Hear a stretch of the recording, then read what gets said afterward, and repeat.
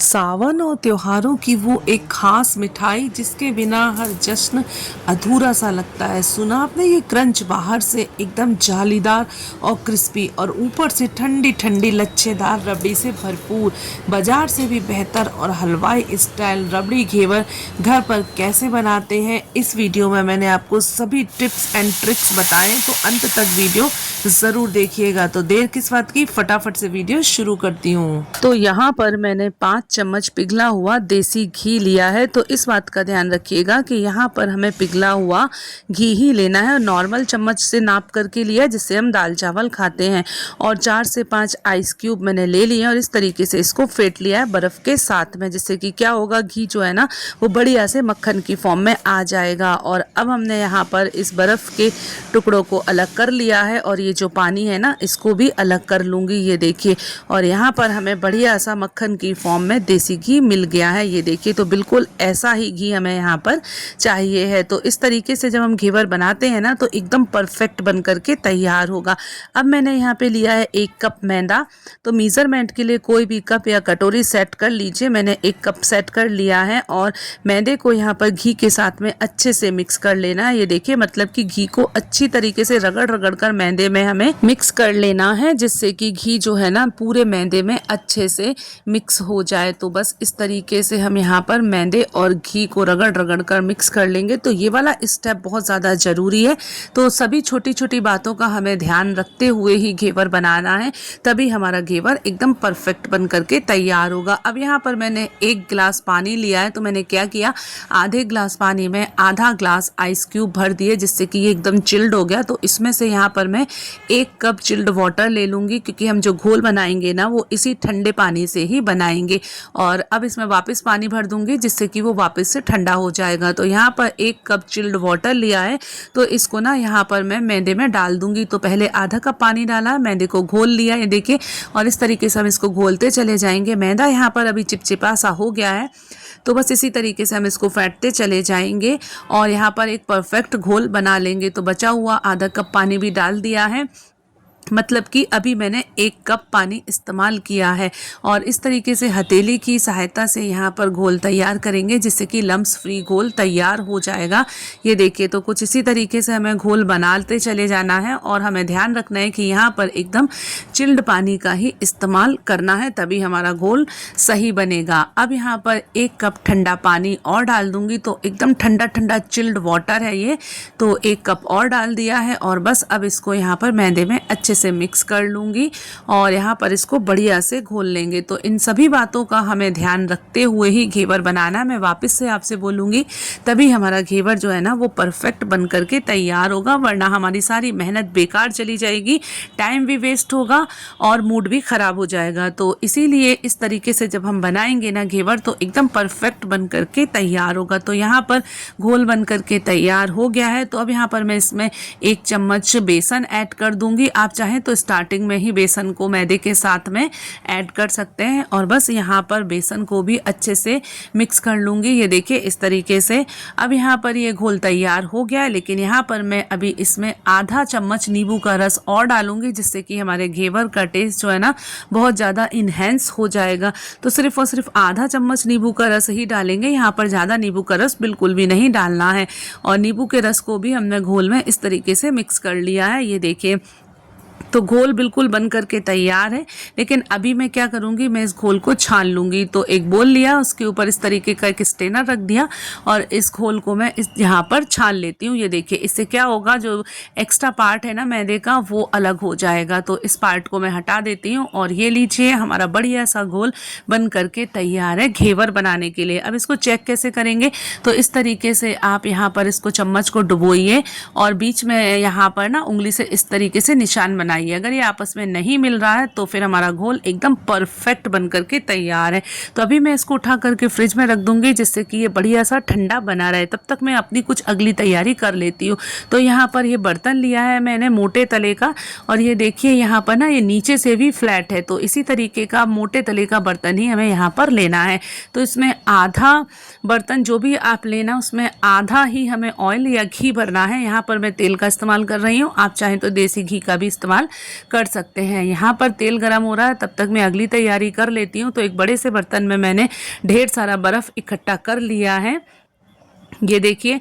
और यहाँ पर ना बर्फ़ को इकट्ठा कर लिया। अब जब हम घेवर बनाएंगे ना तो उसका जो घोल है वो हम इसके ऊपर ही रखेंगे, जिससे कि हमारा घोल नॉर्मल नहीं हो पाएगा, ठंडा ही बना रहेगा। ये देखिए इस तरीके से। तो चलिए अब घेवर बनाना शुरू करते हैं। और यहाँ पर तेल को एकदम धुएंधार बहुत तेज़ गरम करना है। तो तेल में से अच्छा सा धुआं निकल गया है, धुआंधार गरम हो गया है।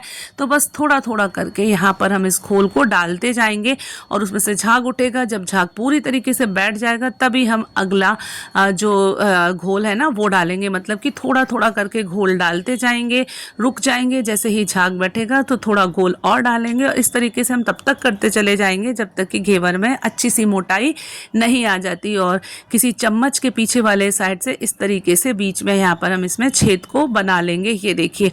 तो बस इसी तरीके से हम करते चले जाएंगे और घेवर खुद ब खुद किनारे छोड़ देगा। चम्मच से इसको हल्का सा प्रेस करेंगे जिससे कि ये दोनों तरफ से अच्छे से फ्राई हो जाएगा। अब किसी पतली नुकीली चीज़ से या फिर बेलन की डंडी से भी इसको निकाल सकते हैं। तो मैंने इस तरीके की, मेरे पास में जो स्टिक है ना, उससे मैंने घेवर को निकाला है। तो ध्यान रखिएगा पतली नोक वाली चीज़ से ही हमें घेवर को निकालना है, वरना घेवर निकालते समय टूट जाएगा। और घेवर को बहुत अच्छे से फ्राई करना है। जब बिल्कुल अच्छे से फ्राई हो जाए उसके बाद ही हम इसको निकालेंगे, वरना निकालते समय घेवर टूट जाएगा। तो चलिए आपको एक और घेवर बना करके दिखा देती हूँ। और अगर हमारा जो घी या ऑयल है ना वो ठंडा हो जाए तो उसको वापस से गर्म कर लेंगे। धुएंधार गर्म करके ही हमें घेवर बनाना है और घोल को बिल्कुल चिल्ड ही रखना है। तो इस तरीके से हम एक और घेवर बना लेंगे। और इसी तरीके से मैंने सभी घेवर बना लिए थे। टोटल मेरे 5 घेवर बने थे, एक घेवर मेरा टूट गया था और 4 घेवर बढ़िया से बन गए थे।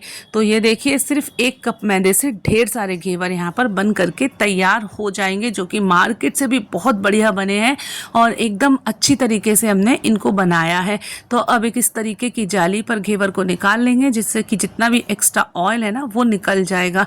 और घेवर को बहुत ही सावधानी पूर्वक निकालिएगा, वरना ये निकालते समय टूट जाएंगे। तो मेरे से यही गलती हो गई थी, मेरा एक घेवर निकालते समय ही टूट गया था।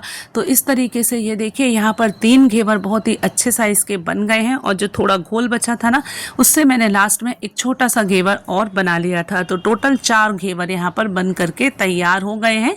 और बस इनको इस तरीके से रख देंगे, अच्छे से ठंडा होने देंगे। जब ये ठंडे हो जाएंगे ना तो ये बिल्कुल भी नहीं टूटेंगे। तो इनको मैं साइड में रख देती हूँ ठंडा होने के लिए।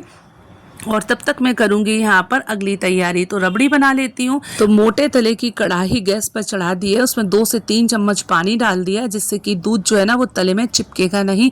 आधा लीटर लगभग दूध मैंने डाला। तो यहाँ पर फुल फैट मिल्क ही हमें लेना है। और यहाँ पर दूध को उबलने के लिए मैंने दूसरे वाले चूल्हे पर चढ़ा दिया। तब तक चाशनी बना लेती हूँ। 1 कप चीनी ली है और 1/4 कप पानी डाल दिया है। यहाँ पर हमें कोई चाशनी वगैरह नहीं बनानी है, बस चीनी को मेल्ट करना, हल्की सी चिपचिपी हो जाए इतना भर ही करेंगे। तो एक तरफ तो मेरी रबड़ी तैयार हो रही थी और एक तरफ मैं चाशनी बना रही थी। तो ये लीजिए चीनी अच्छे से मेल्ट हो गई है और हमें यहाँ पे कोई तार वगैरह नहीं बनाना है। ये देखिए हल्की सी ये चिपचिपी हो गई है, बस इतना भरी हमें यहाँ पर चीनी को पकाना है। अब इसको साइड में रख देती हूँ और रबड़ी को चेक कर लेती हूँ। तो यहाँ पर इसमें आ गया है बहुत ही बढ़िया सा उबाल। तो ये बहुत ही जल्दी फटाफट से गाढ़ी हो जाए और इसका कलर भी बढ़िया आए। तो इसके लिए मैं क्या करूँगी, यहाँ पर ना मैं इसमें एक चीज़ मिलाऊंगी जिससे कि इसका टेस्ट भी इन्हेंस होगा और ये फटाफट से गाढ़ी हो जाएगी। तो मैंने यहाँ पर लिया कस्टर्ड पाउडर, 1.5 चम्मच लगभग कस्टर्ड पाउडर लिया और उसमें थोड़ा सा गर्म दूध ले लिया और इसको इस तरीके से पेस्ट बना करके दूध में मिक्स कर दिया है। और इसको फटाफट से चलाती जाऊंगी ताकि इसमें लम्स नहीं पड़े और ये बहुत ही जल्दी से ये गाढ़ी हो जाएगी।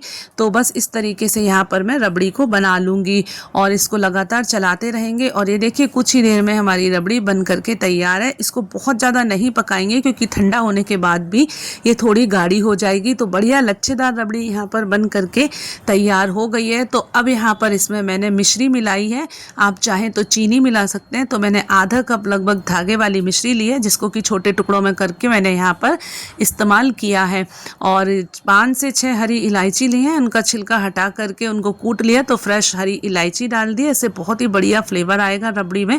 सभी चीज़ों को अच्छे से मिक्स कर लिया है और मिश्री को भी मेल्ट होने देते हैं। यहाँ यहाँ पर अपने मनपसंद ड्राई फ्रूट्स आप ऐड कर दीजिए रबड़ी में, थोड़ी देर और पकाएंगे। और ये लीजिए हमारी रबड़ी बढ़िया सी बन करके तैयार हो गई है। इसको बहुत ज़्यादा नहीं पकाना है, बस मैं एक बोल में निकाल लेती हूँ और इसको मैं ठंडा होने के लिए फ्रिज में रख दूँगी। अभी ये बहुत ही ज़्यादा गर्म है।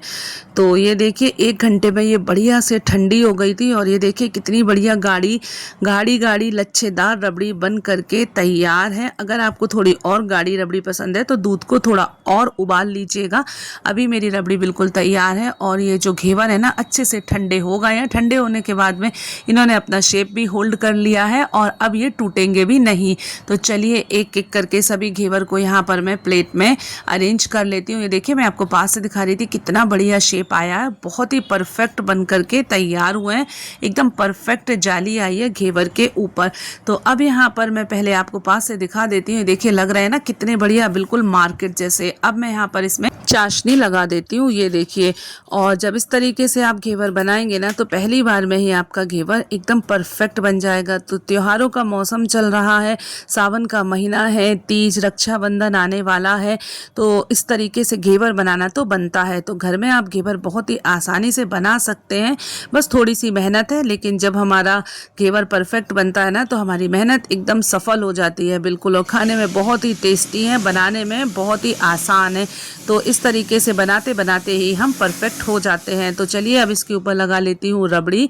तो एक घेवर के ऊपर मैं आपको रबड़ी लगाकर भी दिखाऊंगी, बाकी के घेवर मैं ऐसे ही रखूंगी। जब भी इसको एंजॉय करना होगा तब इसमें रबड़ी लगाऊंगी। और आप चाहें तो इनको चाशनी वाला सिंपल भी खा सकते हैं, मतलब कि अगर आपकी चॉइस है, अगर आप रबड़ी लगाना चाहें तो लगाएं, वरना आप इसको मीठा ही एंजॉय कर सकते हैं। मेरे पास में चांदी का वर्क रखा हुआ था तो मैं उसको भी लगा देती हूँ। थोड़े से कटे हुए बादाम से मैंने इसको सजा दिया। अगर आपके पास में गुलाब के पत्ते हैं तो उससे सजा दीजिए, और भी ज़्यादा खूबसूरत लगेगा देखने में। तो ये लीजिए मार्केट स्टाइल हमारा घेवर बन करके तैयार है, जिसे हमने बहुत ही आसानी से बना लिया है और बहुत ही ज़्यादा सुंदर लग रहा है देखने में। खाने में बहुत ही ज़्यादा टेस्टी था, बिल्कुल हलवाई स्टाइल घेवर घर पर बन करके तैयार हो गया है। तो कैसी लगी आपको ये रेसिपी मुझे कमेंट करके ज़रूर बताइएगा, और आप लोग इस रेसिपी को कब ट्राई कर रहे हैं ये भी मुझे ज़रूर बताइएगा। तो अब मैं आपको तोड़ के दिखाती हूँ। इसका क्रंच सुनिए, है ना कितना बढ़िया और एकदम परफेक्ट शेप आया। ऐसा नहीं है कि इसको हाथ लगाते से ही ये टुकड़े टुकड़े हो जाएगा, एकदम बढ़िया इसने शेप होल्ड कर लिया है। बहुत ही बढ़िया घेवर बन करके तैयार हुआ है। तो बिल्कुल इसी तरीके से आप लोग बनाइए। पहले मेरा पूरा वीडियो अच्छे से देखिए, समझिए और फिर उसके बाद घेवर ट्राई करिए। 100% आपका घेवर पहली बार में ही परफेक्ट बन जाएगा। आप चाहें तो इसको इस तरीके से रबड़ी से भी इंजॉय कर सकते हैं। तो वीडियो को अपने फैमिली एंड फ्रेंड्स के साथ में जरूर शेयर करिएगा, जिससे सभी इस वीडियो का फायदा ले सकें। और वीडियो को लाइक और कमेंट करना बिल्कुल भी मत भूलिए। पहली बार चैनल पर आए हैं तो चैनल को सब्सक्राइब जरूर करिएगा, क्योंकि मैं ऐसी ही इजी और टेस्टी रेसिपी लेकर आती रहती हूँ। मैं आपसे मिलती हूँ नेक्स्ट वीडियो में, तब तक के लिए बाय बाय।